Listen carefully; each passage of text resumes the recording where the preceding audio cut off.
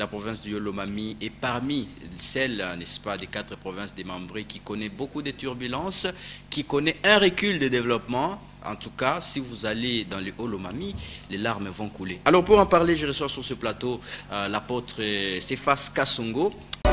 Vraiment inconcevable de voir une province qui a ses ressources, mais leurs ressources là, que ça ne soit pas au bénéfice de la dite province, mais les ressources, que ça soit bénéfique d'une autre province. Vous n'allez pas accepter ça. Mais ce sont les mêmes provinces du de l'ex-Katanga. C'est l'ex-Katanga qui est démembré pour le moment, qui est démembré. Le Haut-Katanga est en train de se nourrir avec ses richesses. On a senti une petite discrimination là-dedans.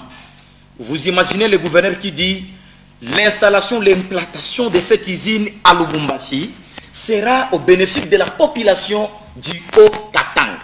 C'est-à-dire la population du Tanganyika ainsi que la population du Haut-Lomami est exclue dans cette histoire. Comment est-ce que vous allez comprendre ça? Oui. Est-ce que réellement le chef de l'État a besoin d'être voté au Tanganyika? Est-ce qu'il a besoin d'être voté dans les Haut-Lomami? Parce que vous savez, le développement du Tanganyika, ça va impacter aussi dans les Haut-Lomami. Oui. Précisément d'abord à Manono, nous avons le barrage. Vous partez au village de Pianamouanga. Voilà. Il y a eu juste quelque chose qui a été touché là. Oui. Le gouverneur Jacques Tchaboula a dit ça sera au bénéfice, à l'intérêt de la population du Haut-Katanga. Là déjà il y a la discrimination. Ce n'est pas le gouverneur qui pouvait dire ça. Et vous savez, cette population de cette province demande à ce que le chef de l'État puisse même faire quelque chose pour eux.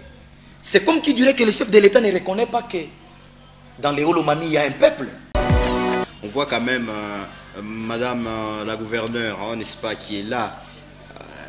Est-ce qu'il n'y a pas un ouf de soulagement? Parce que quand même, une personne qui est venue, nous voyons... Elle-même fut, je pense, présidente de l'Assemblée. Exactement. Nous voyons le démarche qu'elle est en train de mener. Nous attendons la concrétisation. Donc jusque-là, elle n'a rien fait. Bon. Je ne suis pas son porte-parole ni son communicateur. Oui. Qu'on nous présente ce qu'elle a déjà fait. Mais on voit, par exemple, je vais le citer, Smith Masumba qui montre toujours la bonne gestion de Madame la gouverneure. Il montre la bonne gestion en quoi?